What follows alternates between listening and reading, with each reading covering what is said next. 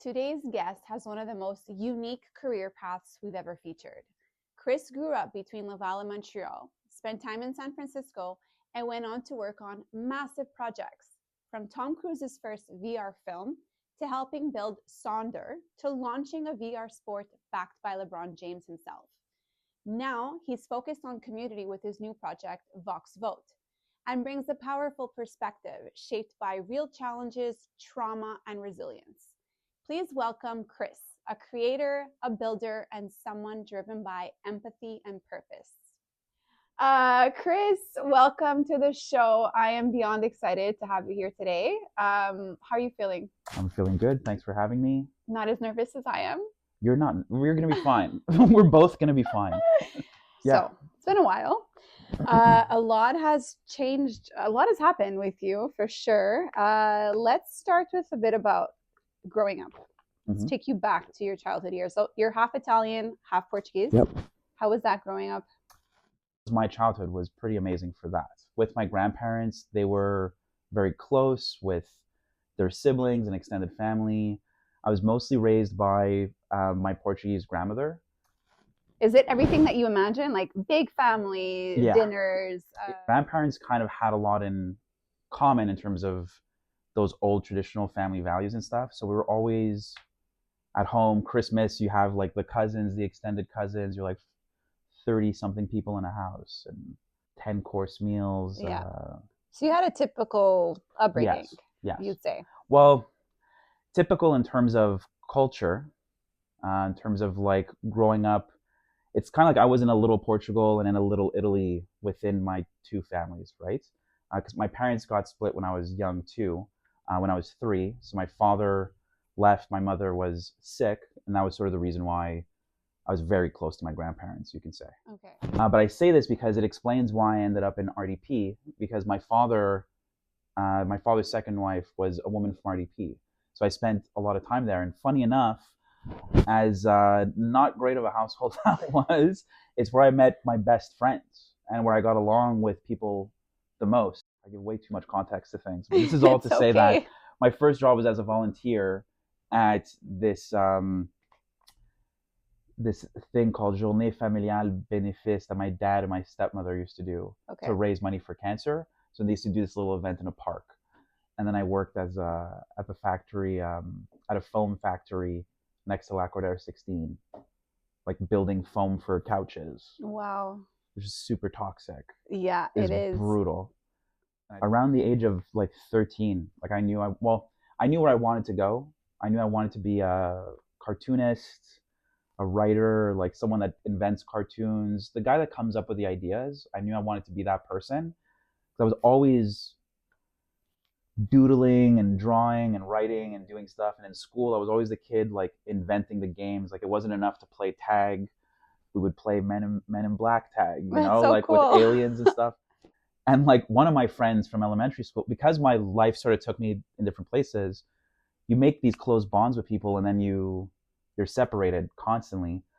So when I reconnected with my friend from elementary school and he heard what I was doing in my career, like, oh, I'm closing this deal with LeBron James. We're turning Space Jam into a real game you could play on a basketball court. He was like, you're still doing that? And I'm like, what are you talking about? He's like, we were in the play yard. And you'd be like, this movie plus tag, or like, you know. So you always had it in you? Maybe. I'm not sure. Like, it's just looking back, it feels that way. But yeah. What happened after Dawson? You finished your program. Did you end up in a job in that field? So, because that's the thing. Like a lot of my students, they're always wondering.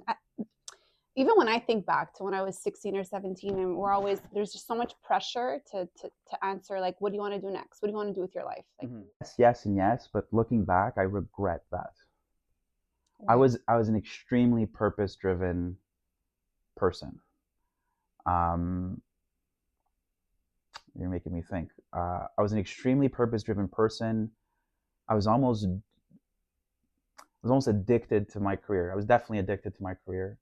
I had a goal of like, I'm going to succeed. I want to do my own original thing. I wanted to be successful. I wanted to help people, all those good intentions. And I had a force of will of I will self-reflect and pay attention to the mistakes I make so that I can have a chance to try again when I fail and yada yada. But that being said,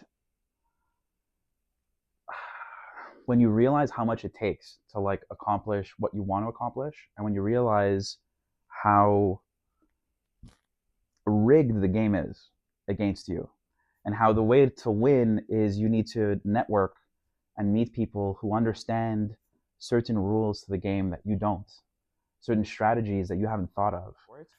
But I don't think the purpose should be, I want to be a billionaire startup founder, or I want to work in the film industry, or I want to be an actor and actress, like no matter what. Or I don't think it should be that. I think it should definitely be, I want to have a healthy life full of joy. I want to be able to share that life with other people. I want to have a family, like I love that. Kids and all that stuff, because I personally regret not focusing my talent and my energy towards my family. I always thought I was. I always thought I was basically taking a break, traveling the world, raising money, blazing a trail that I will help other people take with me. But I realized it was a dead end. And a lot of celebrities talk about it, but I don't think people hear it. Like Jim Carrey says, I wish people could get everything they thought they wanted so they could realize how meaningless it is. And it's so accurate. But there's this amazing thing when you get everything you thought you wanted, you realize it's meaningless, you lose it all, but you end up with like more inside of you. And then you basically get this gift of, if you've learned enough lessons, you can choose to focus that energy in the right place. And I don't want to, if I tell my story from the perspective of how I was in my 20s, I would lead everyone off a cliff towards just working their asses off till burnout repeatedly, which is what I did a lot. And I accomplished like amazing things, but I sacrificed things I didn't want to sacrifice and didn't know I was sacrificing, like a stronger bond with my community. Do you feel like those lessons, though, like you were meant to learn those lessons? Had someone told you, you think you would have listened to them? Yeah. Okay. I think if someone, there's certain things I don't listen to, but there's certain things I definitely listen to. Like, yeah. I think good leaders know when to lead and they know when to follow. So I just don't think I had the right people telling me. Okay. Not that it's their fault. It's no, mine, of course but, not. Yeah. You mentioned raising money. Yeah. What were you raising money for? So, my first time experiencing like what a fundraise looks like was at this first startup that I worked at called Flatbook, which is now called Sonder. It just went bankrupt. I know. A couple weeks ago. Is that crazy? Yeah, it's crazy. Because I was fourth employee at that startup.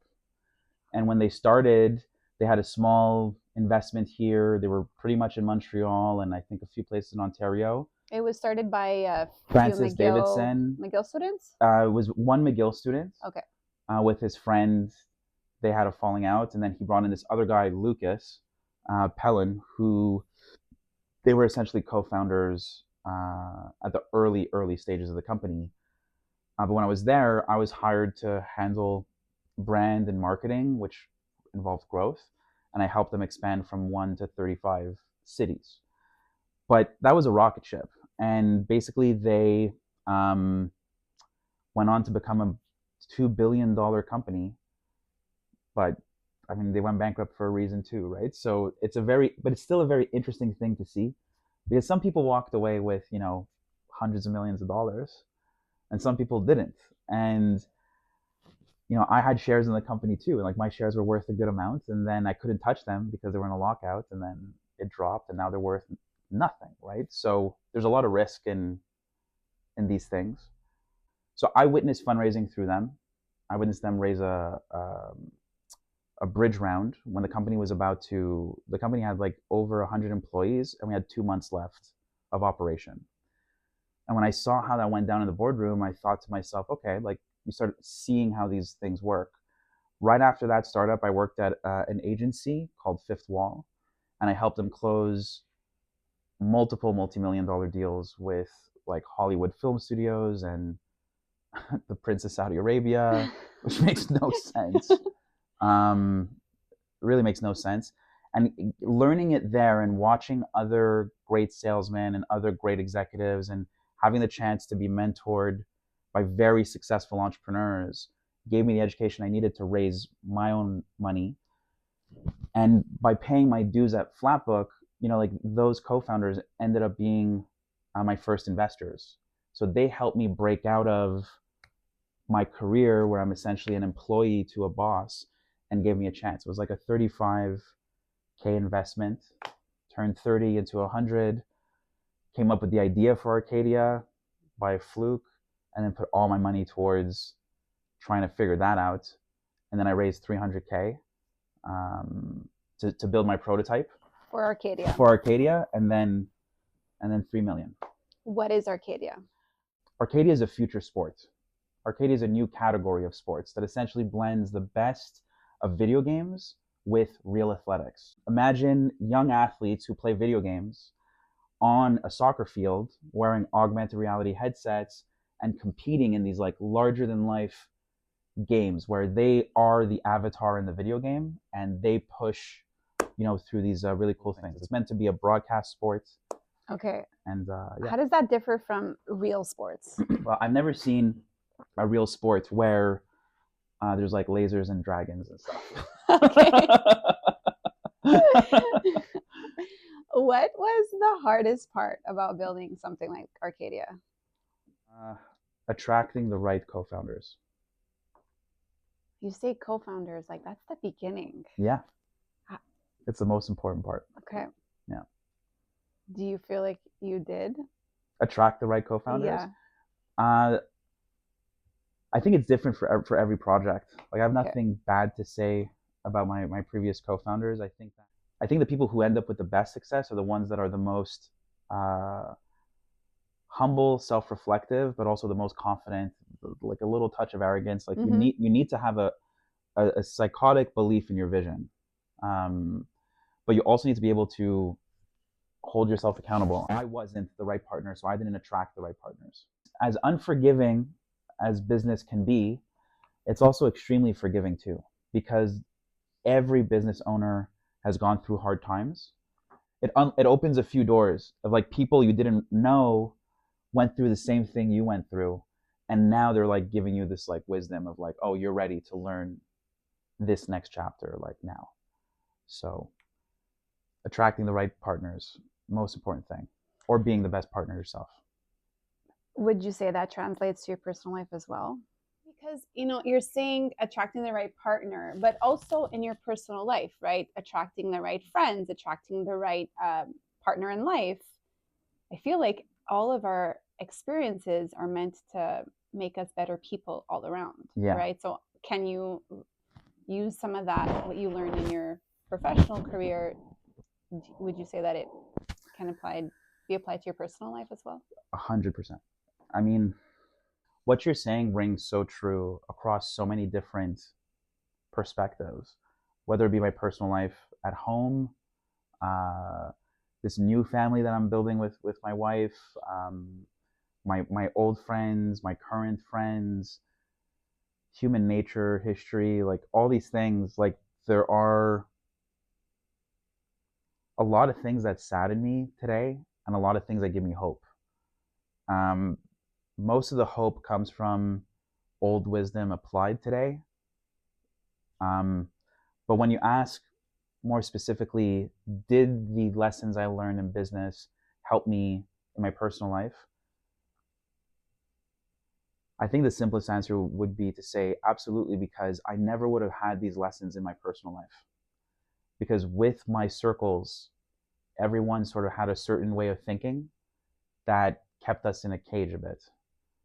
Various traumas, various triggers, various, if you follow psychological theory, like avoidant personalities, narcissistic personalities, anxious attachments, stuff like that.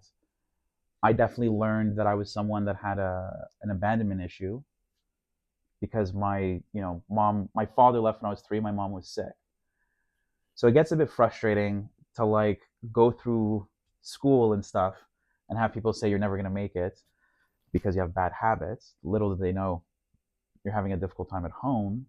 You know what you're capable of. You accomplish it, but then those bad habits come back to haunt you, and you realize that because you didn't understand this stuff about yourself, you were accepting toxic people in your life, or I think I definitely undervalued myself a bit and allowed certain things to happen that shouldn't have.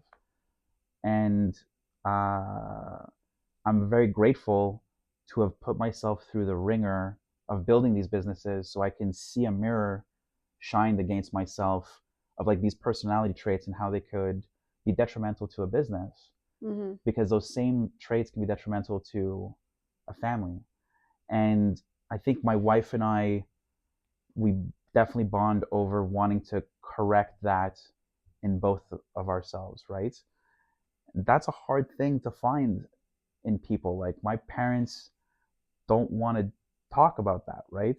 And eventually it reaches a point where it's like, okay, well, I can't do this. And frankly, to get to the heart of it, what I hope cured my abandonment issue was having my son and realizing I could stop the cycle, like ending generational curses. I know is like a trendy thing to say now.